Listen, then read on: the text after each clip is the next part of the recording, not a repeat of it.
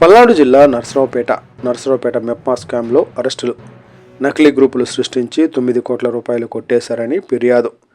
స్కామ్పై విచారించాలని జిల్లా సమైక్య అధ్యక్షురాలు అఖిల ఫిర్యాదుతో ఇటీవల 8 మంది మెప్మా ఉద్యోగులపై కేసులు నమోదు చేసిన 1 టౌన్ సిఐ ఫిరోజ్. కేసులో A5 నిందితురాలు గుడికందుల భూదేవిని అరెస్టు చేసి కోర్టులో హాజరుపరిచిన పోలీసులు. మెప్మా సిఓ గుడికందుల భూదేవికి రిమాండ్ విధించిన నర్సరావుపేట కోర్టు.